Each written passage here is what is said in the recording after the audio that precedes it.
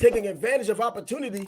The 2020 Lakers, they took advantage of an opportunity. They ended up playing in a bubble, one of the most, the most unconventional playoffs or even NBA seasons ever. They played 71 games, and we saw how it played out. We lived through it, all of us, and anyone who's watching this had lived through it, seeing how it came about. The season was stopped and then put back on track. Yeah, those were crazy times. Yes. They were crazy games to watch. No one in the crowd, no crowd noise. Nothing. It was like watching an open gym run or something. It was weird. It was really weird. But the Lakers, they beat everybody else in the championship, so you have to give them their due. They were the champions. Whether you want to call them the bubble Lakers or whatever, they were the champs that year. Yeah, I mean, the bubble Lakers, they were 52-19 on the season in just 71 games. They were first in the West. They were 16-5 in the playoffs that everyone else played in. And with everyone else had to deal with the same circumstance in terms of the way protocols were for COVID, whether it's the testing part of it, guys getting sick or guys not being sick or coming back from being sick, which Chris Paul was a couple, even the following season. COVID doesn't just go away because it says you don't have it. It still lingers about, and depending on who you are, it lingers about for the long term. But nevertheless, this Lakers team was that good for that time. And how do you compare them against this Denver Nugget team? It's kind of tough. Are they playing in the bubble, or do they have to travel? Because when you think about the Lakers, you're thinking about an older LeBron, a fragile AD. Yeah. They load manage and do all that stuff. But in the bubble, they play the game, they walk to their rooms, or they go to the lunchroom, or what. Not a lot of stress there. But LeBron and AD, they were a monster combination. I believe LeBron almost averaged 30 and AD backed him up with 25. Wow. Yeah, so that was 55 plus from two players. But the depth is going to be a problem because those two players will wear out. And of course, it's a good point you bring up about playing in the bubble or just playing in your home stadium or your home arena, because that real, as we talked about during the playoffs and the finals in particular, that real advantage of being in Mile High, the city of Denver, does matter. And now that's taken away from them playing in Florida in a bubble where the altitude has no issue. So I think we could answer this question by answering this question. Which Heat team was better, this past year's or the bubble Heat? Whoa. Because the Lakers won in 6, the Nuggets won in 5.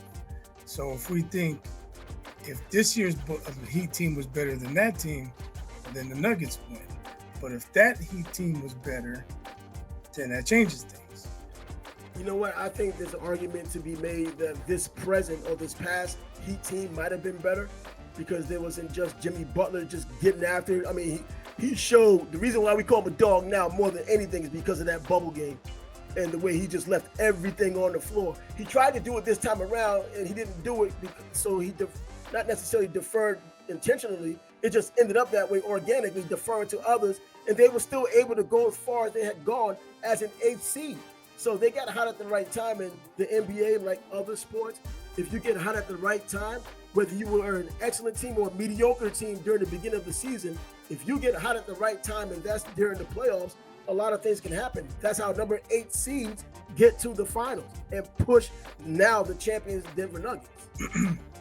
Yeah, so looking at the numbers, the Lakers averaged 110 points that finals.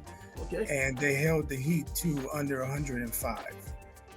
So they had some easy victories, although it did go 6 games. Yeah, they had easy victories, but once again, I think it still comes down to the identity of what Miami has been defensively. Jimmy Butler pretty much being the only guy really hanging all out there during the bubble year, and they still lost. This time around, there was more help. Even though there wasn't a Tyler Hero sighting, there was still more help, more players stepping up. Struss, as we mentioned earlier in the season, earlier in the playoffs, stepped up. They had players who can do it. It's just that Denver was that much better, and Joker is so far off the charts with his ability. And he has a Robin this time around with Jamal Murray. So This game here, though, between Denver and this Lakers team, I think I give this first one to Denver now. With AD and LeBron being the only two who can get the job done, I like the Batman and Robin scenario of a reliable Jamal Murray than a not reliable Anthony Davis. Yeah, KCP, he's on both teams. Oh, He averaged 12. That's true. He averaged 12 in the 20 series against the Heat. He'd have to guard himself and sounds ridiculous, but true.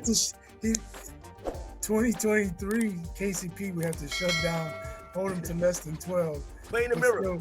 But still contribute more. No, but in all seriousness, I agree with you. I think the Nuggets, they were getting major contributions from Aaron Gordon or Michael Porter Jr., Bruce Brown, Christian Brown on different nights. You know, their depth compared to the Lakers' depth would win it for them, I believe.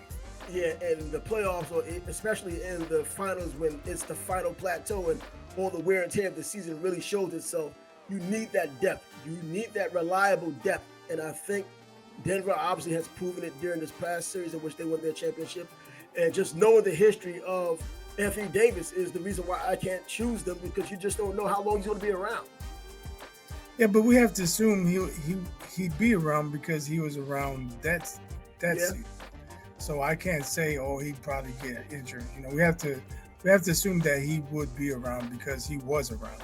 Well, the only reason why I say that because right now the Denver Nuggets just winning the championship more recently, so I guess they get the more of the benefit of the doubt being the defending champs, and we're taking people from the past. Well, Anthony Davis has shown he couldn't stay healthy all the way up until now. So if they're playing right now against these Denver Nuggets, you still have a half-beaten up Anthony Davis trugging along. He wasn't as injured back then as he is right now, but he's injured now often. Well, if they had to play a full season, maybe he's not available come finals. Maybe they don't make the finals.